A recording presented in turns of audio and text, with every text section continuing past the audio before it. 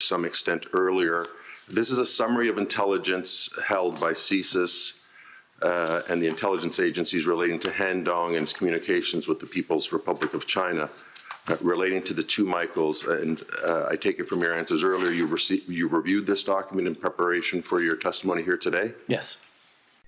Welcome back to A News Network. Don't forget to like, subscribe, and share. And we will have a look at the 6 points as well in detail, and I'll go through what my reactions are. Let's have a look at this. In early 2021, Han Dong, henceforth Dong, MP for Don Valley North, expressed views in private on a range of topics, including the state of the PRC-Canada relationship.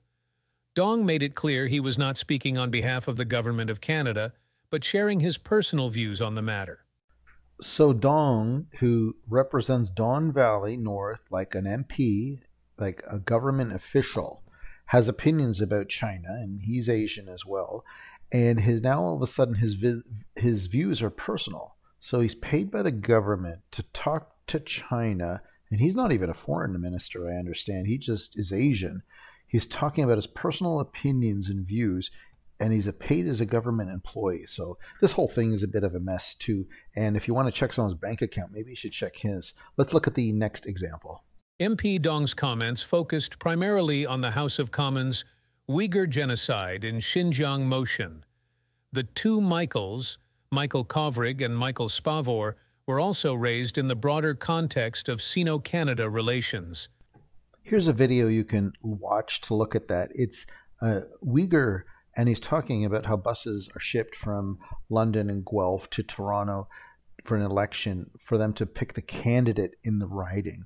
And they have to be over the age of 14. They say they're foreign nationals, which means students, which means you're here temporarily, which means you could be on vacation too. I don't know how they did that. But watch that video. And the China-Canada relationships is also called Sino-Canadian relationships. I had no idea that's what it was. Let's have a look at the next example.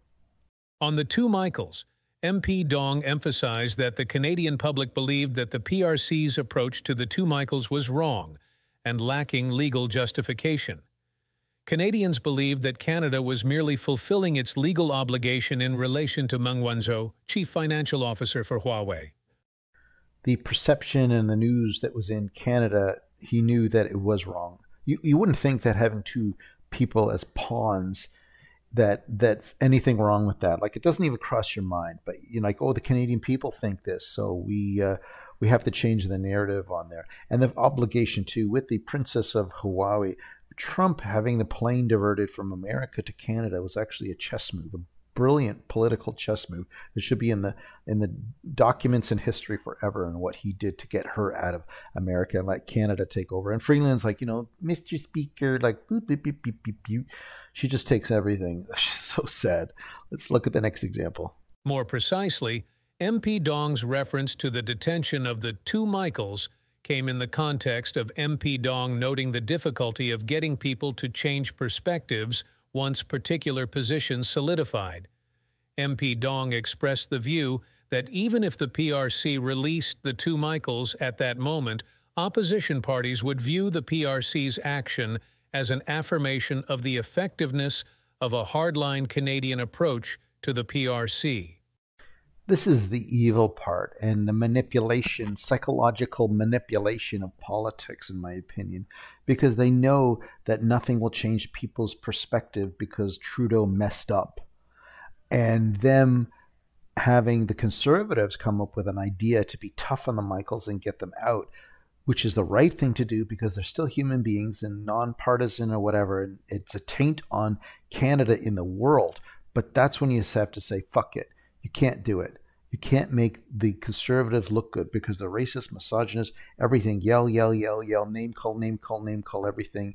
They're, Yahtzees, everything. You can't do that. That is so sad. The political mindset, and this to me is evil. They're still human beings, and they allowed this to happen all because of perception. Imagine what you would actually hear when the documents, when Trudeau's gone, about all the other things that have happened that have been behind closed doors. So let's look at the next example. MP Dong stressed that any transparency provided by the PRC in relation to the two Michaels, such as a court hearing or a court date, would help to placate Canadian public opinion and provide some valuable talking points to his own political party against the opposition. So if China is honest and transparent, it'll make the Conservative Party look good that they're doing something. This is how sad it is, and I suspect every division that Trudeau has created, there's going to be talking points like this where you would read it one day and you will see how manipulative the Trudeau government is, and perhaps all governments in the world are, and maybe Pierre will, go more like that too. But Trudeau has to go, and this is so horrible how people psychologically they manipulate. I wonder if the World Economic Forum or Klaus Schwab has consultants to figure out how to twist things around and screw over people just to make them change their mind. Let's look at the last example. MP Dong also noted that a Canadian hardline approach to the PRC would be detrimental to Sino-Canada relations. Detrimental to Chinese-Canada relationships by being a hardline, which basically means sticking up for Canadian values and to be nice. That is going to ruin the relationship. Wow. I didn't think that politics, I knew politics would be tough, but this is horrible that they would do this, manipulate people, real people, and just use them as pawns just so the party stays in power and doesn't look bad. It's a very selfish, narcissistic view. And maybe we just have the first time looking into what's going on with Trudeau behind his closed doors. But I imagine a lot of things are just all manipulated and twisted just to make you look a certain way. And the climate change or the climate tax is exactly the same as well, too. The 8 out of 10 families do better. That came from Catherine McKenna in 2019. 5 years ago, they came out with that stats, and now they just keep pumping it. Remember, say it now, say it loud, say it often. They will totally buy it. Yeah, in a Newfoundland bar. That's what she admitted. Anyway, thanks for watching. Don't forget to like to the A News Network. See you in the next video.